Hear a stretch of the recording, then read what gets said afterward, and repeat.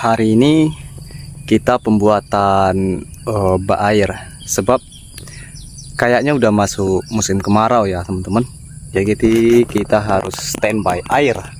Nah ini, bagi kalian yang masih penasaran dengan video ini, jangan lewatkan, ditonton hingga habis. Dan juga video ini berupa part 1, part 2, dan part 3 hingga selanjutnya sampai cabai ini panen dan kita mendapatkan hasil berapa dari berkebun cabai modal sangat minim. Di samping saya membuat tampungan air ini teman-teman, saya melakukan pengecoran. Itu dia, itu dolomit sama pupuk organik cair yang saya pakai untuk pengecoran kali ini. Nah seperti ini pertumbuhan tanaman cabai rawit kita per hari ini teman-teman.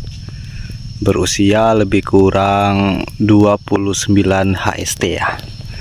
Nah yang sebelah sini dia telat seminggu dibandingkan yang sebelah ujung sana teman-teman waktu pindah tanam. Ternyata walaupun selisihnya cuma 1 minggu atau 2 minggu pindah tanam ini teman-teman, ternyata pengaruhnya juga sangat besar, jauh gitu ya dari segi pertumbuhan. Kebun ini karena lahan pertama saya dalam bercocok tanam cabai secara konvensional ya di tanah teman-teman. Awalnya menurut saya penanaman 1200 atau 1500 cabai rawit ini tergolong sedikit untuk kita belajar gitu ya. Ternyata teman-teman 1200 ini sangat banyak gitu, apalagi kita penyiraman dan segala macam itu dilakukan dengan cara manual.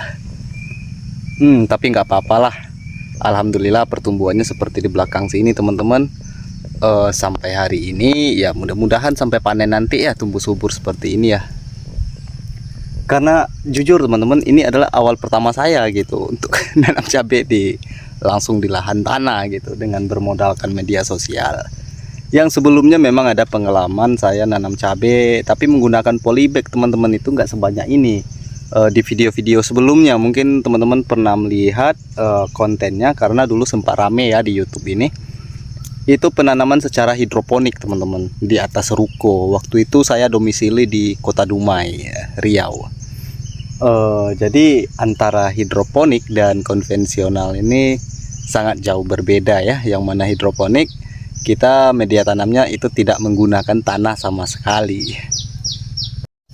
Satu hal yang saya renungkan sebetulnya teman-teman, kenapa kita memulai pertanian ini dikala kita mendapatkan jalan buntu atau kebangkrutan di bidang yang lain seperti dagang dan yang lainnya teman-teman. Coba dari dulu, di saat modal kuat kita ambil lini pertanian ini, pasti semua hal akan jauh lebih mudah ya teman-teman ya. Baik itu dari pembelian pupuk, pengerjaan di lapangan seperti penyiraman semi otomatis seperti drip dan tetes, itu menghemat tenaga dan juga waktu. Tapi kebanyakan dari kita ya seperti ini ya teman-teman ya. Contohnya saya, di saat ekonomi jatuh barulah kita pindah ke pertanian ini. Sebetulnya bak air itu seharusnya dari pertama kemarin saya buat ya. Karena seperti yang teman-teman lihat, tanah di depan ini itu udah terlihat putih ya.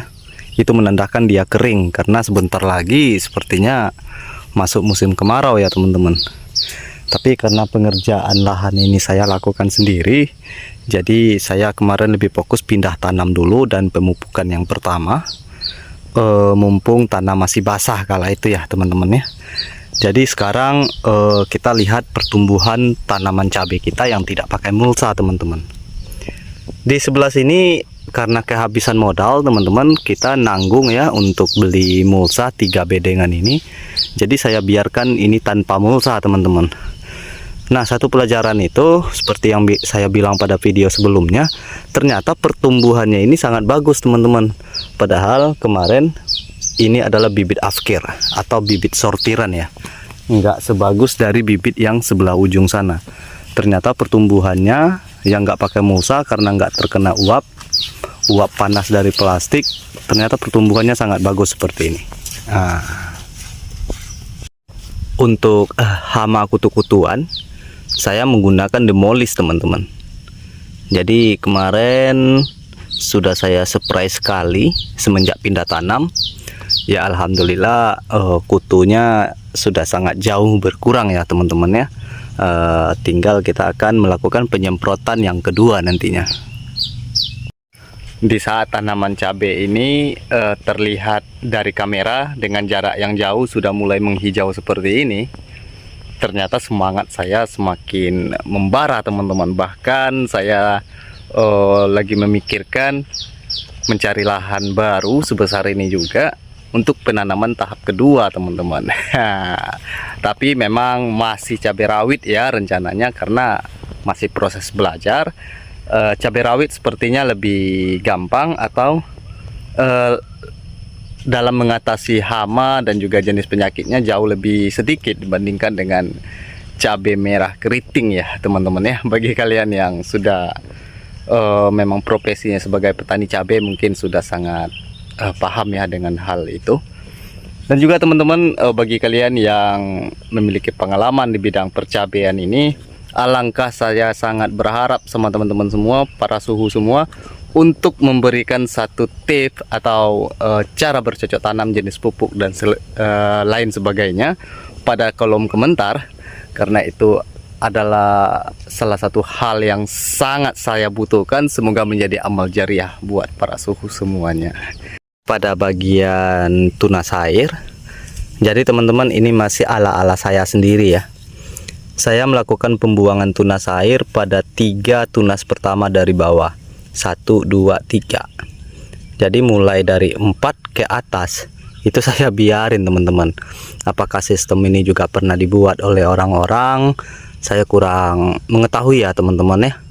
Tapi entah dari mana kemarin itu saya berpikirnya seperti itu. 3 cabang dari bawah saya buang gitu teman-teman. Nah seperti ini. Ini 1, 2, 3 kemarin teman-teman, ini saya buang, lalu saya pelihara 1, 2, 3. Ya berapa jumlah ke atas itu terserah dia ya teman-teman ya. Seperti ini. Ini udah terlihat rimbun. Ya alhamdulillah, itu bakal buah juga udah mulai keluar teman-teman. Ada satu hal yang masih menjadi PR bagi saya ya teman-teman ya. Untuk daun terlihat hijau, bunganya sampai hari ini tidak rontok. Cuman pada bagian daun yang baru teman-teman ini sedikit mengkerut ya teman-teman ya. Begitu saya lihat ini kutu-kutuannya juga nggak ada teman-teman. Ini saya masih belum mengetahui jenis dari penyakit atau kendala yang dihadapi satu batang cabai ini teman-teman. Di sana juga terlihat, bentar ya, terlihat garis-garis kuning ya pada daunnya itu, tapi mayoritas masih hijau ya teman-teman ya. Dan juga arah gulungan dari daunnya itu yaitu ke dalam nih seperti ini. Yang bagi teman-teman yang mengetahui penyebab dari tanaman ini, mudah-mudahan bisa teman-teman memberikan komentar ya pada kolom komentar. Hari ke hari saya tidak bosan teman-teman untuk berada di kebun ini. Bahkan sampai malam saya tetap ronda sambil scroll TikTok dan juga lihat beberapa tata cara dan sharing bersama petani lainnya di Facebook grup ya teman-teman ya. Berbagai grup saya ikutin di Facebook karena di sana saya melihat sangat banyak ilmu tentang dunia pertanian ini teman-teman. Saya mendoakan semoga para suhu yang ada di media sosial ya teman-teman mendapatkan amal jariah atas apa yang mereka bagikan, atas apa yang mereka kongsikan di sana ya teman-teman ya. Oke, baiklah, sampai di sini dulu untuk update perkembangan cabai rawit kita kali ini. Bagi teman-teman semua yang belum subscribe channel ini, salam kenal dari kami. Silahkan di subscribe untuk mendapatkan video terbarunya berupa notifikasi ya teman-teman ya. Dan juga adalah semoga menjadi silaturahmi ya channel ini bagi kita, bagaimana kehidupan real kita sebetulnya sesama petani. Dan bagi kalian yang belum menjadi seorang petani tetapi sangat menyukai dengan hal pertanian, alangkah baiknya kalian memberikan satu salam sapaan di kolom komentar. Kalian semua berada di kota mana saja, dan salam kenal dari kami dari Riau. Dan mudah-mudahan channel ini menjadi wadah tempat kita berinteraksi dan bersilaturahmi. Oke, assalamualaikum warahmatullahi wabarakatuh.